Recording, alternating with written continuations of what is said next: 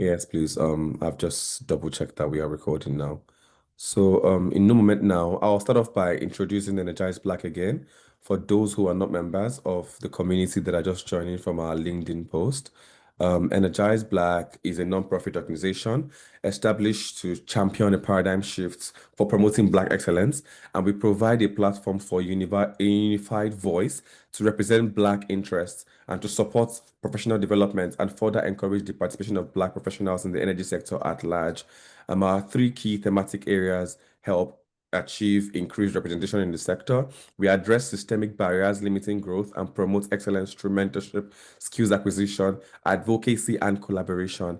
Energize Black is dedicated to creating opportunities, inspiring the next generation, and driving positive change in the energy sector, whilst engaging industry leaders and policymakers to provide inputs on policy frameworks, regulation, and climate agenda.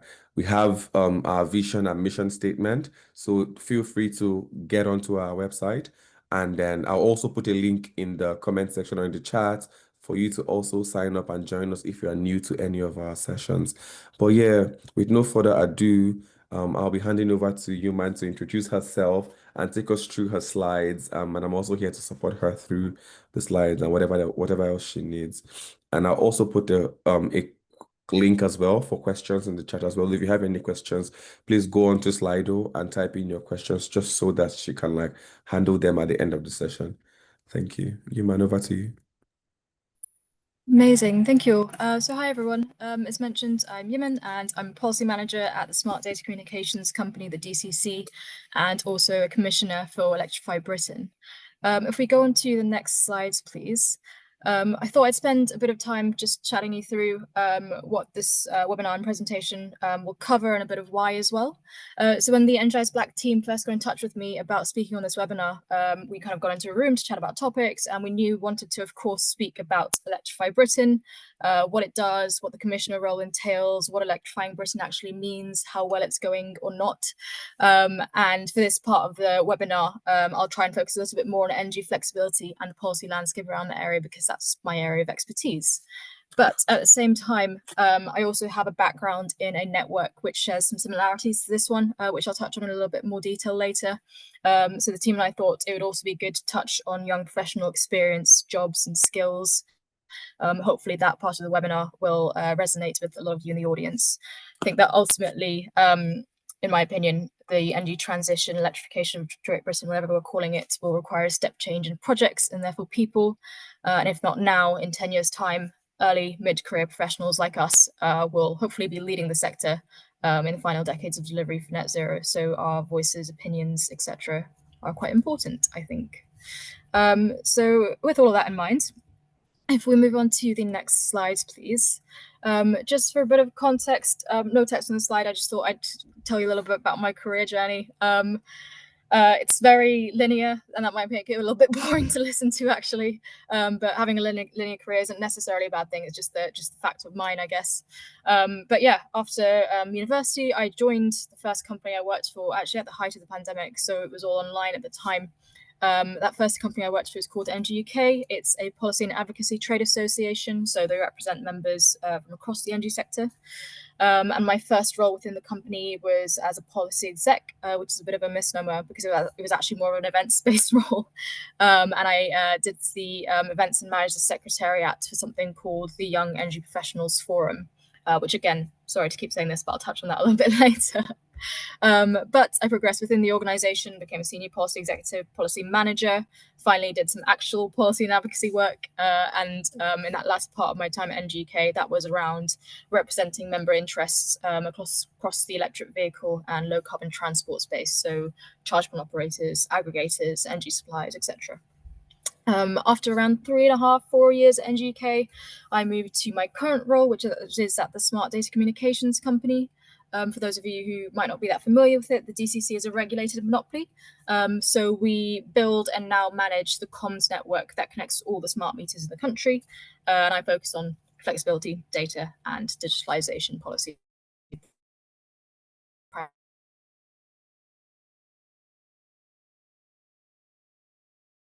Primarily. But finally, after being in the YEP Forum, the Energy Professionals Forum, I got elected as the chair, so manage the forum in a more strategic lens. And at the same time, I was also invited to join as a commissioner for an initiative called Electrify Britain. So on the next slide, I'll explain a little bit more about EB Electrify Britain. Cool, thank you. So Electrify Britain is an initiative launched by EDF and Octopus Energy, and its just main aim is to drive widespread electrification of Great Britain. I think the thing is, electrification is happening, it will happen, it is already happening, it has to happen. You can do it well, or you could do it not so well. And Electrify Britain's priorities really center around people. So it's about making sure the benefits of electrification pass through to people in the most optimal way, while still driving towards that ultimate goal of meeting our legally binding emissions targets. So Electrify Britain have 4 main priorities as presented on the screen. I won't read through all of them because it's quite a bit of text, but the first is around making electricity pricing fair, so primarily reducing the burden of policy costs on our energy bills, utility bills. The second and third priorities are around electrifying home heating and transport, so supporting the new technologies like heat pumps, electric vehicles, electric vehicle chargers, etc., battery packs, so that consumers can benefit from them. And the final priority is around electrifying communities. So low carbon energy can transform the way that we think about local community and our interaction with it, its interaction with us as well. And just to say, this isn't necessarily Electrify Britain's line, but mine. When I think about electrification and the importance of community energy, is really right the way up there for me, because the energy transition, electrification is one thing, but net zero, the 2050 target, is another thing. It's an economy-wide target. It's about nature, it's about our supply chains, and ultimately delivering it may well require us to change our behavior and the way we interact with the planet. And community energy isn't that in and of itself, but I do think it's a good way to get people to think about our role in something bigger. But that's just my personal reflection. But tangent aside, all of EB's Electrify Britain's priorities kind of drive towards the mission, which is to make energy cheaper, more secure rather, drive economic growth through electrification, essentially. So if we go on to the next slides. I thought, as I mentioned, I thought I'd chat a little bit about the Great Britain's electrification journey so far, where we've come from and where we're going. So at the top, I've put down the key goal and our legally binding commitment. So under the Paris Climate Change Agreement, each signatory country agreed to sign and submit, a nationally determined commitment, NDCs, and that was for emissions reductions relative to 1990 levels. And you submit that to the UN Framework for Climate Change, the UNFCCC. The UK's commitment was for a reduction of 68% on 1990 levels by 2030 and 81% by 2035. How are we doing? We're doing okay. In 2024, emission levels are now at 50.5%, below those in 1990. And that statistic is taken from the Climate Change Committee's 2025 report to Parliament. I should say the majority of emissions reductions in 2024 was driven primarily by progress in the electricity supply and sector and industry. So there's a very cool video somewhere along the line hidden on the National Energy System Operators LinkedIn, where they show the moment that Ratcliffe Power Station, which is the UK's last coal-fired power station, officially closed. So that's driven some of the progress in 2024, but it's just good to bear in mind that some sectors are harder to decarbonize by others. Actually, a lot of the progress from the electricity generation sector in 2024 was offset by increases in emissions from the aviation sector in the same year. But that aside, in the energy sector specifically, there are also remaining challenges that we need to tackle as we head towards full decarbonisation. And the ones on screen that I put down, 1, 2, 3, 4, just some of them.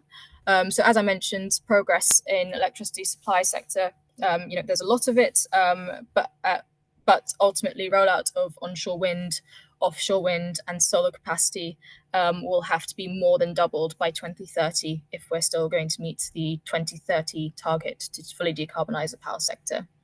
The second kind of challenge I've got there is around flexibility, which I may park for a second because I've got a couple more slides which delve into more detail on flexibility.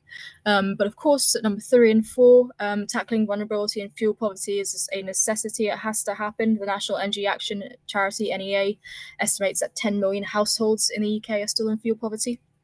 And finally, the last one on retrofitting homes. We need to retrofit homes, reform energy performance certificates to further encourage progress, but also ensure that all new builds are fit for purpose with the appropriate distributed energy assets, so heat pumps, EV chargers, etc., already fitted in.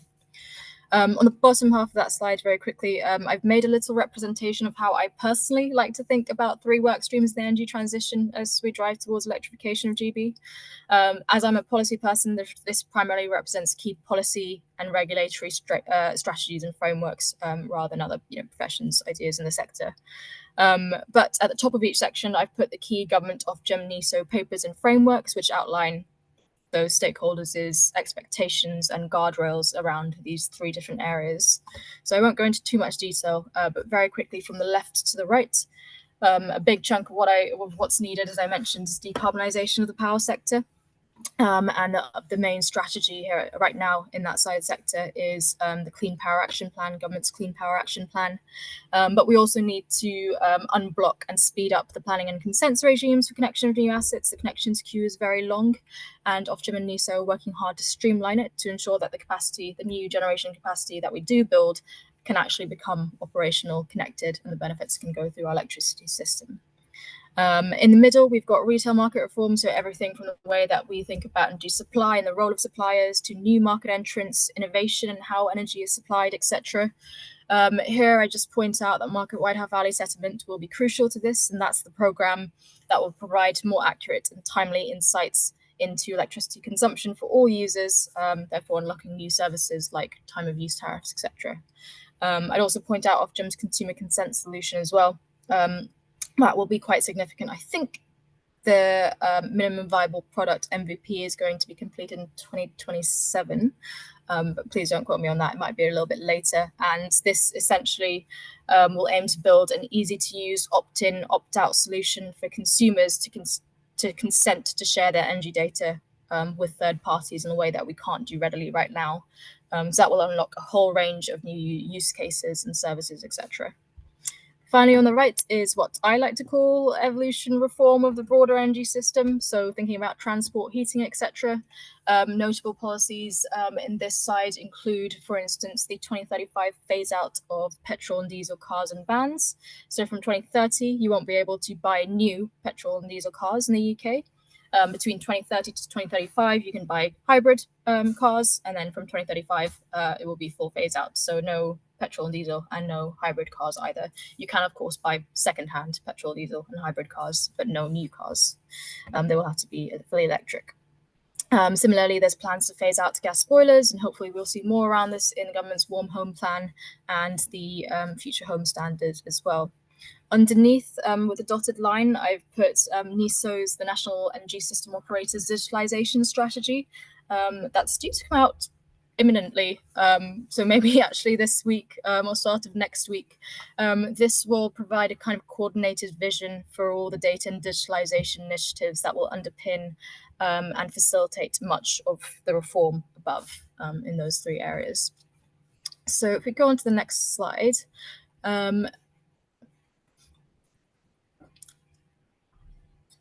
thank you. I won't spend too much time on this one, but as a policy person, I just wanted to pull out some notable policy and political events in our decarbonisation journey.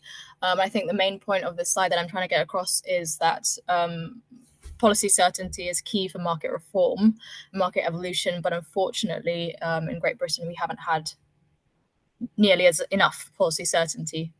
Things have been, changed quite a few times. Plans been evolved quite a few times, but hopefully we're getting there. So that's hopefully some of the stuff that you'll get out of this slide. Some notable events aside from the arrows noting government plans in different dates include the retail market evolution. So you probably may have seen as well that we saw lots of new entrants and suppliers into the market in the last 2-3 decades, and then a lot of them had to exit the markets as well in the last few years. So it's good to keep in mind what impact that has on customer trust, confusion, etc., and what the energy sector needs to do now to regain some of that trust, etc. At the bottom, I've also just pulled out headlines on creation of the National Energy System Operator. So that's the independent public body responsible for managing and planning the UK's electricity and gas networks. And also next to that one on the right, there's the creation of GB Energy, Great British Energy, which is the planned publicly owned renewable energy investment body. So yeah, kind of contrast to the privatization, etc., of the 1990s that I've put down there as well. So if we go on to the next slide. So I mentioned, thank you. So I mentioned I'd spend a little bit more time on flexibility just because that's my area of expertise. So on the last slide I mentioned, or 2 slides ago rather, I mentioned the Clean Flexibility Roadmap. And that is a roadmap from the Department of Energy Security and Net Zero, Ofgem and NESO. It's a joint roadmap, and that sets out their coordinated vision for energy flexibility and how it will be delivered.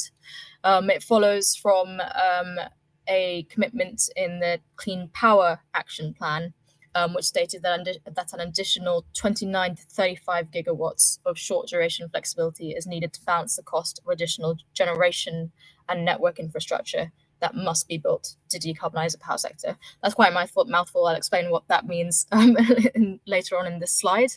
But short duration flexibility in the way that government conceptualize it means everything from consumer-led solutions such as demand-side response, but also grid-scale batteries and also electricity interconnection with other countries. That counts as short duration flexibility as well. But my area is around consumer-led flexibility, and 10 to 12 gigawatts of that total 29 to 35 must come from consumer-led solutions. So what is consumer-led flexibility and why is it that important? What's the potential value? It's often used interchangeably with words like demand-side response and load control. If you see them, I think best to think they all mean relatively the same thing. So consumer-led flex, demand-side response, load control is essentially the process of shifting the times at which consumers use electricity, so shifting their consumption patterns to when there's less pressure or strain on the electricity grid. So if you think about it, peak periods on the grid are normally in the morning when everyone's getting ready for work, school, using lots of appliances, and in the evening when everyone's coming back from work, school, cooking dinner, doing the washing, etc. At those peak demand periods, the system operator is more likely to need energy quickly, so they're more likely to integrate non-renewable sources of energy that can be, for use of better words, switched on and off very quickly, like a gas peaking plant, for instance. But when consumers shift their consumption to off-peak periods driven by price signals, there's less pressure on the grid. So peaks in demand are flattened, so the need for carbon-intensive generation reduces. The grid can integrate more renewable sources of generation into the system. Costs for networks are reduced, and in the long term, because you're integrating more renewable sources of generation, in theory, everyone's bills should be reduced, not just the people who will see the immediate impact because they have an EV charger, heat pump, etc., etc. So if we go on to the next slide, that was the theory of how this should work. In reality, current policy, regulation, market arrangements are not really optimal for this to work as well as it can and should. But government, especially through the Clean Flexibility Roadmap, government, Ofgem and NESO through the Clean Flexibility Roadmap, I think have created a decent strategy on how to get all these things into a more optimal place. So just looking at some of the conditions that are needed to unlock that flexibility a little bit better. So rewards and incentives are currently quite low. So demand-side response service providers and aggregators, for instance, they can't stack their propositions in different flexibility markets. So to bring that to life a little bit, if you've got a group of customers in something called the National Electricity System Operators Demand Flexibility Service, those customers can't also participate in DNO local flexibility services, even though, these flexibility services will happen at the same time. It won't really impact it if done well, the customers' energy usage in like a subpar way or anything. But because they're in one market, they can't operate in another. And that means propositions can't be stacked. Without stacking those propositions, there's less value essentially for the DSRSPs, demand side response service providers, and therefore for consumers. Similarly, as I'm sure we all know, lots of these devices are, of course, still just too costly for a large part of society. So that definitely needs to be brought down, and that should be a priority.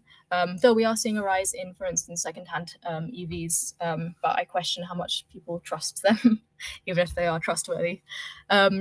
So other things, policies are also evolving around mandation of inbuilt smart functionality in heat pumps, for instance. So if you buy a heat pump, you should be able to know that it can respond to price signals and you can participate in flexibility services from the second you get it. That's not currently the case right now because the smart functionality isn't mandated. It will be mandated from, I think, 2027 onwards. Finally, a lot of work can, of course, be done around better engaging consumers in the first place. So focusing on barriers to participation, but also focusing on different consumer segments and breaking that down a little bit. Obviously, the barriers to participation for low-income groups and vulnerable groups may be different to barriers for different parts of society and consumer segments. There's also going to be some introduction of provision around consumer protection and licensing of organizations to build that trust, which then will hopefully build the engagement.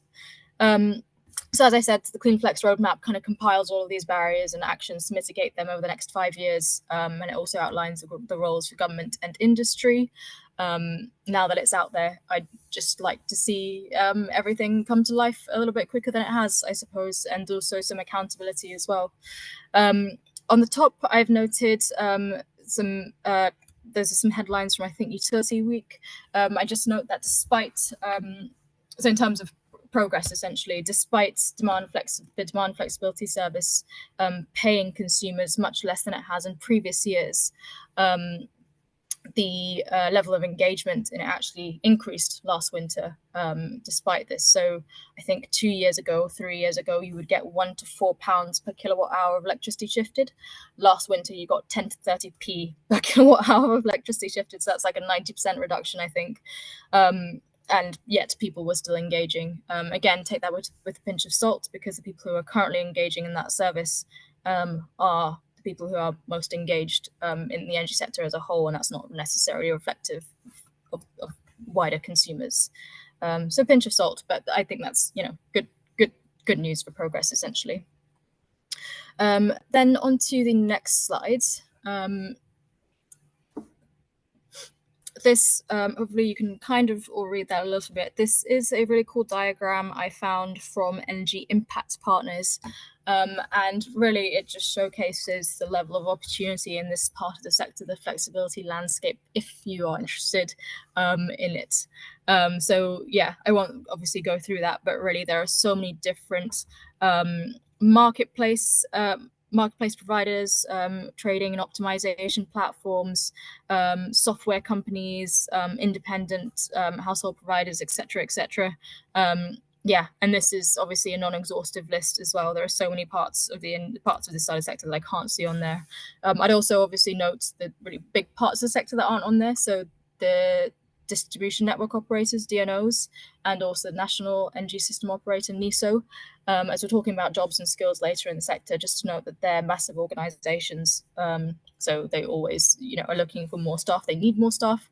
And they're also the kind of companies, because they're so big, that you can stay in them for a very long time and progress upwards. So that's quite important to know as well.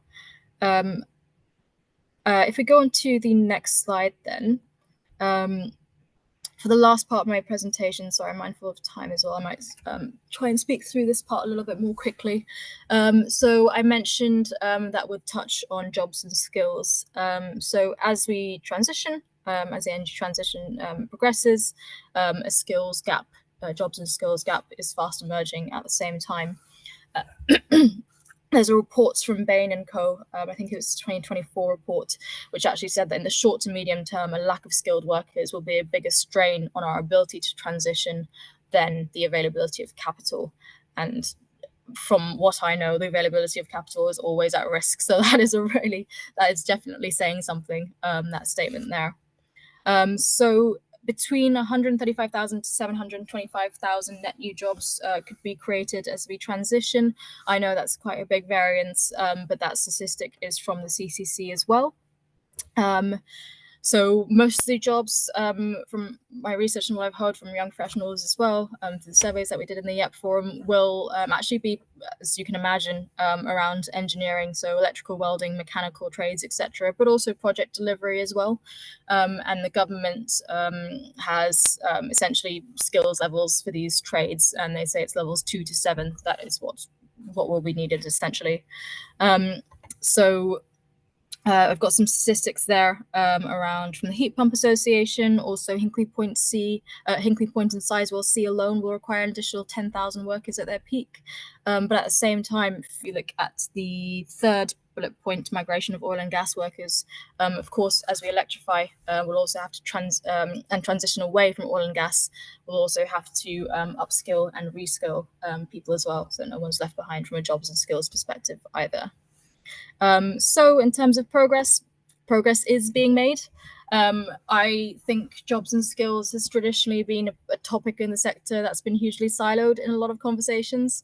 I think it's slightly less siloed now, but still very much siloed. But there is progress being made. Especially there's lots when it comes to the kind of like private sector as well, private side of the industry. There are lots of really good apprenticeships and grad schemes from across the sector, and they're well worth looking into. I think it's quite impressive compared to other sectors. Also, there's some good initiatives from government as well. So the Growth and Skills Levy, 600 million to tackle construction shortages. Again, from industry side of things, Renewable UK and Offshore Energyz UK, I think in January of this year, officially launched their skills passport. So that's help upstream workers transition and upskill, etc., to the renewable side of the industry if they wish. But of course, challenges remain, and this is a very non-exhaustive list of the challenges. So the first one kind of surprised me a little bit, but I think I haven't looked into that statistic in too much detail, but I have my assumptions around what it might mean. So 16 to 24-year-olds don't really necessarily know what green skills are when asked. So why would they enter the industry? As I said, I haven't read into that stat, but I think some of this could be around the way we communicate with the public essentially.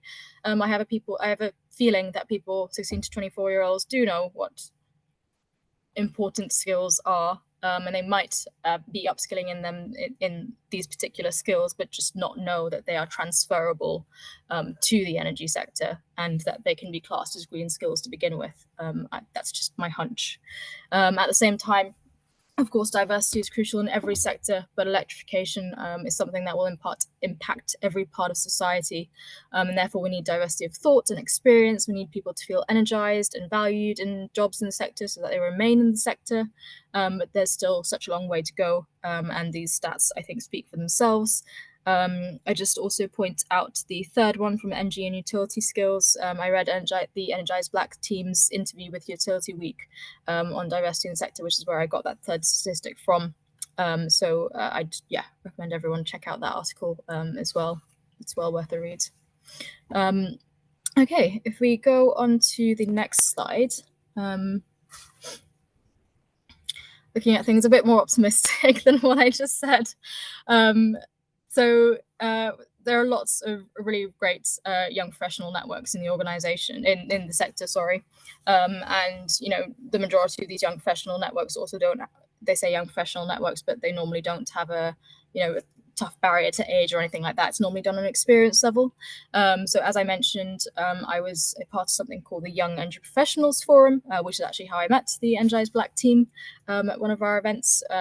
But there's also lots of other organizations and networks, initiatives in the sector. Energy Institute's Young Generation Network, they actually have lots of branches throughout the country. So that one I think says London and home counties, but there's ones in Scotland, East Midlands, etc., etc. So that one's quite accessible for people all around the country.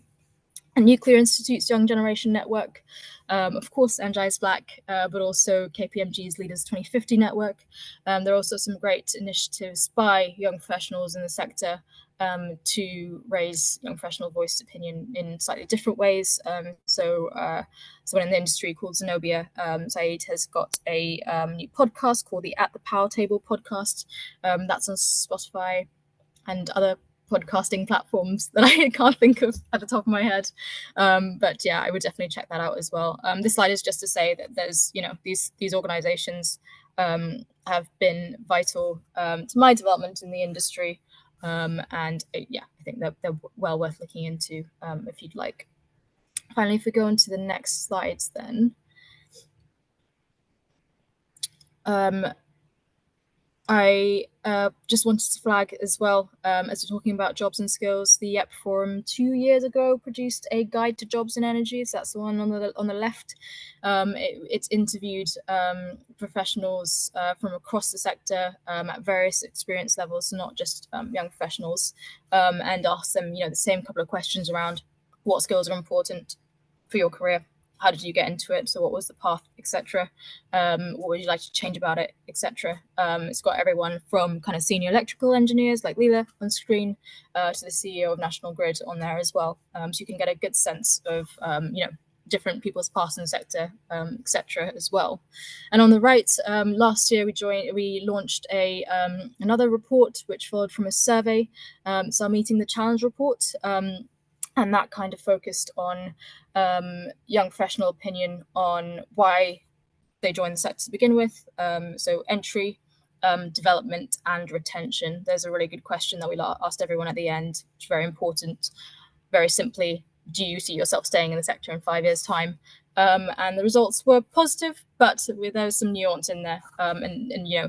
As you can see on the right-hand side, we go into different factors that can contribute to why someone says a certain thing. So it's well worth a read that report as well, if you'd like. And finally, on the last slide, I'm very conscious of time. Sorry, I've talked for way too long, but I thought I'd share some personal reflections as well. At the beginning, I mentioned that my journey in the energy industry has been very linear, and that's fine. I think, yeah, when I joined the sector in the height of the pandemic, I think it was the first lockdown, and I was feeling actually quite disillusioned because I thought this is what working life is, just sitting on a screen all day. And my company at the time did very well to kind of like engage everyone, but of course it was just online, and there's a certain point that you can't really engage people as well as in usual circumstances.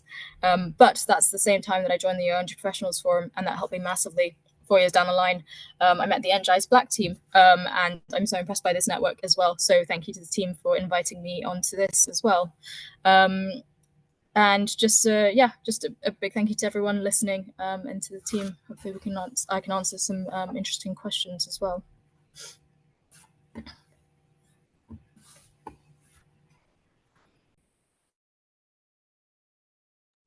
Thank you so much for the amazing presentation. We'll go on to the Q&A session quickly. I'll be sharing my screen shortly.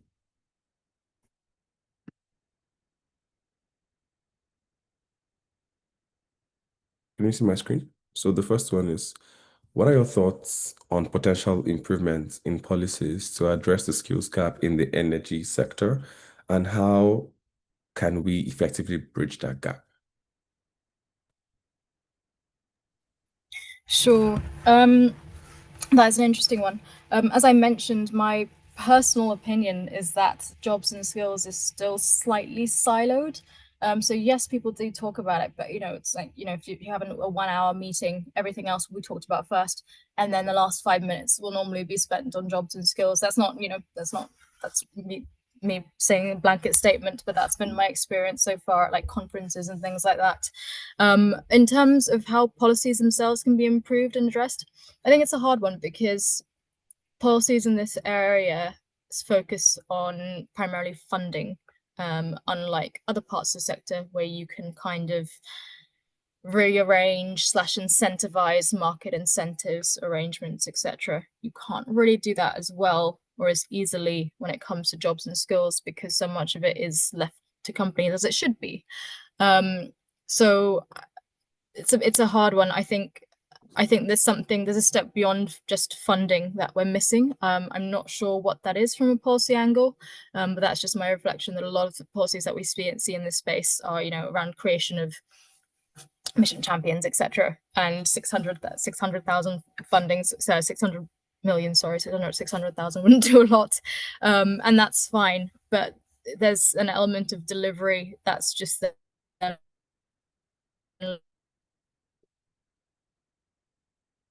to avoid, which is the best way to get these things done. But yeah, there's something missing there from a policy angle. I'm not exactly sure what it could be.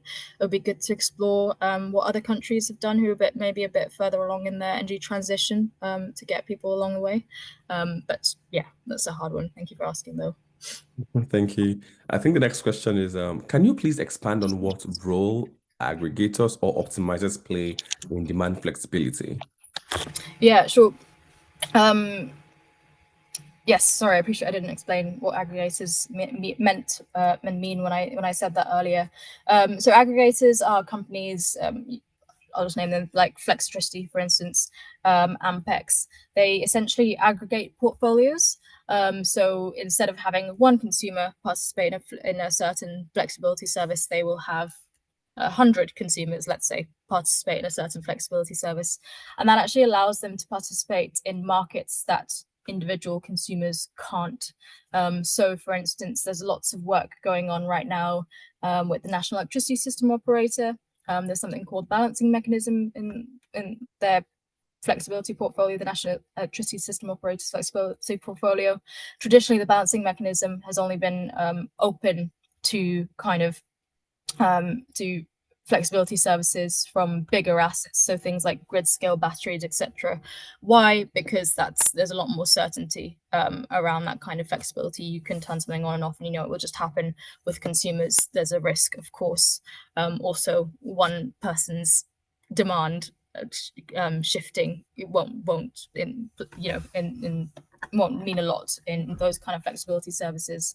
But what aggregators do is that they put their portfolio all together. If you have 100 people shifting their consumption, their EV consumption, let's say, at the same time, that's a lot more powerful and a lot more valuable. That can then play in the balancing mechanism, or will be able to play in the balancing mechanism very soon. That means that aggregators get more money back, which means consumers should get more money back as well. Fingers crossed. So yeah, sorry, aggregators aggregate portfolios essentially. Okay, thank you so much for that explanation. That was really enlightening. I think the next question is phasing out diesel-powered cars realistic? Would that count as climate injustice for those who cannot afford an hybrid or EV vehicle, electric vehicle? I think they're perhaps two different questions. So one, is it realistic, is maybe, or I can consider it slightly different to, is it realistic? Yes, I think it is. Whether that specific timeline is realistic is a slightly different thing. But I think ultimately phasing out is, the words phase out mean gradual rather than just, next day. So with the right policies in place, you can phase out over 5-10 years time without the market or people feeling too much of a shift because it's been phased. Just expanding on that a little bit more, there was a policy that got introduced at the start of this year, January 2025, or implemented, sorry, at the start of this year. It's called the Zero Emission Vehicle Mandate, and it basically mandates car manufacturers to sell a rising proportion of electric vehicles within their overall portfolio each year until 2030. So for instance, they'll have to sell 25% of their overall portfolio will have to be EVs in 2025. That rises to 36 in 2026, 40 something in 2027. They're not the exact percentages, but that's what I mean. Eventually it rises, and there are incentives for them to meet those rising commitments as well, and fines if they don't. So that's what I mean. It's gradual, and that kind of gradual change is what makes something a bit more phasing out, a bit more realistic. Whether it's just for those who can't afford hybrid or EVs, Right now, no, I don't think it is. I think obviously not just electric vehicles, but heat pumps, those kind of technologies. Right now, they are simply too expensive for a large part of society. I don't think that's paid enough attention is paid to that. One thing, and this is again my opinion, not of Electrify Britain's or my current company, Smart DCC's, necessarily, but the low carbon effects roadmap was meant to be quite consumer centric, and for me that means also policies around reducing the costs or using market mechanisms to reduce the costs. Unfortunately, they aren't in there. So I think that's a really big gap, another gap in this side of policy that's just very apparent now. But at the same time, phase out doesn't mean that everyone has to get an EV or a hybrid car. I know this isn't too much of a this is quite a big leap and it doesn't kind of remove the injustice, but at the same time as decarbonising cars and vans, we'd also want electric buses. Cheaper trains in the UK would be a godsend, but I think that's very far off because our trains are stupendously expensive. But yeah, it's about the whole system working together and making sure transport in all of its forms is electrified but accessible. Right now, I think it would be wrong of me to say it's just right now, but hopefully it's heading in the right way. Okay, thank you so much for clarifying. The next question is basically, what are your thoughts on which technology, infrastructure slash startup ideas will be created to help the decarbonization efforts? This is my question, by the way. Yeah, should be created. I think more around community energy. Again, I think if we do see a shift in consumer behavior, I don't mean like massive shifts or anything like that, just little things of people understanding in a way that we do right now, but we could do more of, that this is part of something bigger. I think that will be really valuable to long-term transition. So not just 2030, but 2050. So I think more innovation around community energy. And that's not just to say, innovation as in like what new technologies can people get, but innovation around like actually getting engagement to begin with. And then that innovation is not useful just for community energy, but for every part of the sector as well. So yes, I think community energy and innovation around consumer engagement would be my personal priorities that I think would be quite valuable. Okay. How do you reckon the installers of low carbon assets will fare through these decarbonization journeys? Will they exist as new homes? Wait, what? How do you reckon the installers of low carbon assets will fare through these decarbonization journeys? Will they still exist as new homes are mandated to be compliant? Yeah, I think I get what that question means. So because new homes through the future home standards, etc., will be pre-built with EV chargers, heat pumps, smart meters, etc., retrofitting these devices in won't be as big a deal for those kind of homes. Yeah. Good, if that's what the person meant. Good question. I think a couple of things off the top of my head. Firstly, as with all technology, all these devices have a lifespan and they're not necessarily as long as people think. They break all the time. They actually need to be removed and new devices installed, let's say 10-ish years, something like that.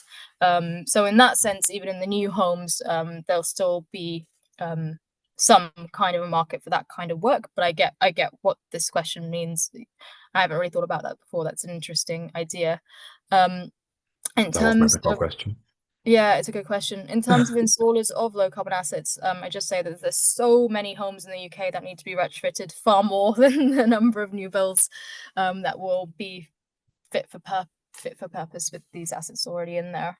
I think that is the bigger challenge actually right now, the fact that we don't have nearly enough installers, etc., to retrofit the number of homes that we need to in the short time that we need to. But it's about reskilling people who currently install like gas boilers, for instance. So I think skills in terms of installation is a really big challenge. Actually, you're right. Okay. Well, thank you. The next question is, what has been the hardest challenge in achieving GB electrification goals, and what steps do you think is the most crucial to achieve our goal? Um, Hardest challenge. I think everyone who works in a different part of the sector will say something different to me.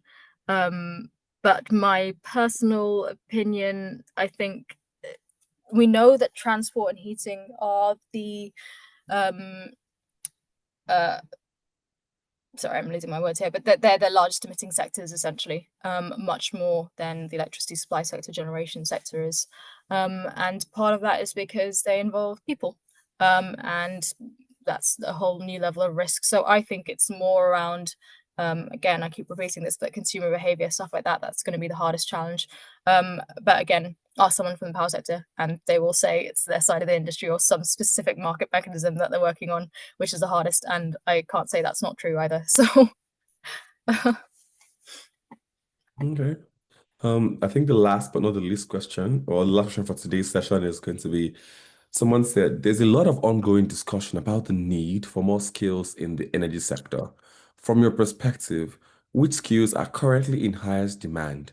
Also, with the growing adoption of AI across industries, how do you think this is influencing the types of skills people should be prioritizing? good question.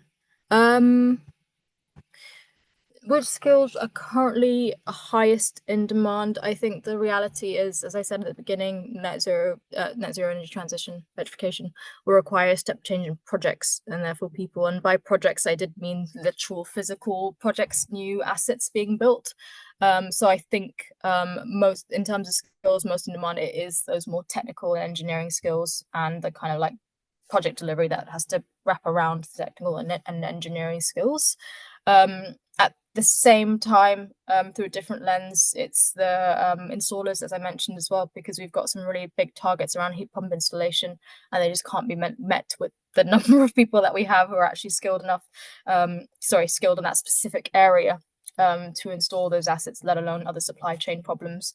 So it will be those kind of more hands-on-ish skills. Not that all types of engineering are hands-on in that sense, but hopefully that made relative sense. um, in with the growing adoption of AI across industry, how do you think this is influencing the types of skills people should be prioritizing? This is an interesting one. I went to a panel a couple of weeks ago. It was actually Energy UK, my old company. It was on AI in the energy sector, and there were a couple of organizations there, the AI leads, which is now a role in lots of companies, talking about how important it is for their staff to learn about this.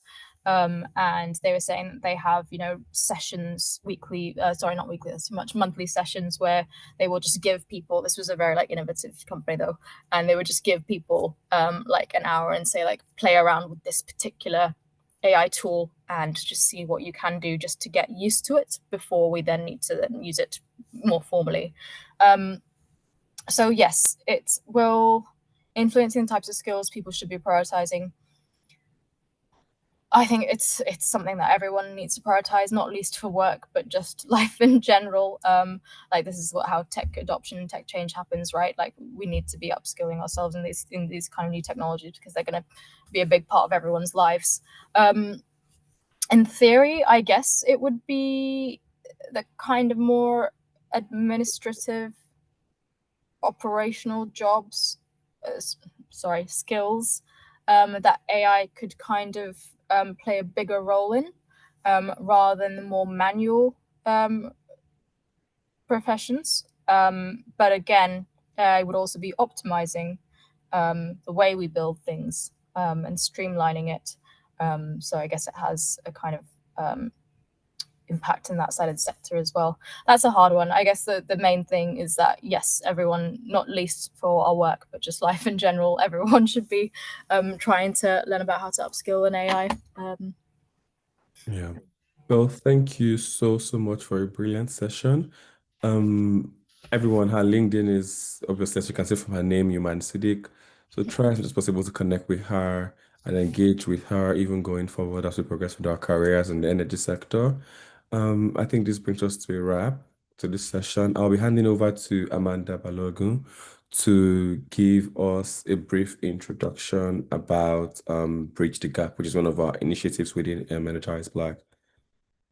Thanks everyone. Thanks, Yumann, for such an insightful session. I really enjoyed that.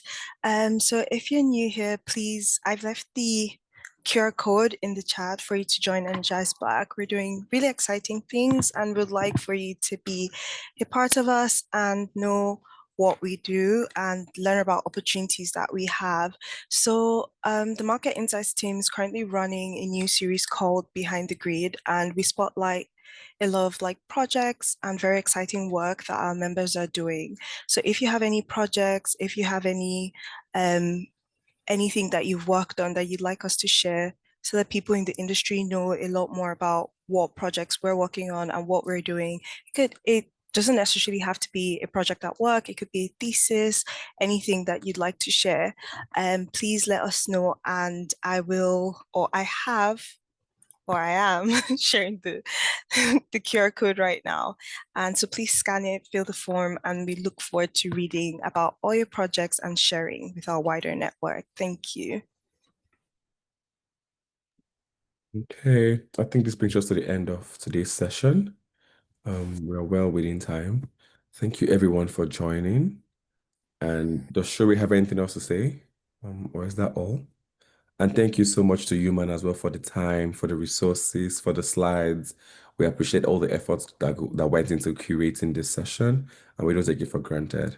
Thank you. Yeah, thank you everyone. Really do appreciate the time, Yumann, to speak to us today and to do this. We would share the recording with everyone and possibly upload the link on our website as well. So if you want to be a part of Energize Black, the links are in the chat. If you want to volunteer to Energize Black, the links are in the chat as well. We also want you to fill our post webinar evaluation form. I'm not sure if that's been shared yet, but please, before you drop off the call, it's just 5 or 6 questions, quick questions. That will take you less than a minute to answer. So we'd love to hear your feedback. But we want to continue these sessions and talking about various topics in the energy industry. We want to talk about batteries. We want to talk about wind energy, wind farms. We want to talk about flexibility in detail. We want to talk about smart meters. We want to talk about all sorts that's all sort of happening. Heat networks, heat pumps. And how we could supercharge our careers in these various new techs as well. So please stay in touch with us. Follow us on social media on LinkedIn. We are Energize Black on LinkedIn. We're Energize Black across our social media platforms as well. And looking forward to having this done next time. Thank you, everyone. Thanks, everyone. Thank Enjoy you. the rest of your day. Thank you for joining. Yeah. Thank Bye. you. Bye. Thank you.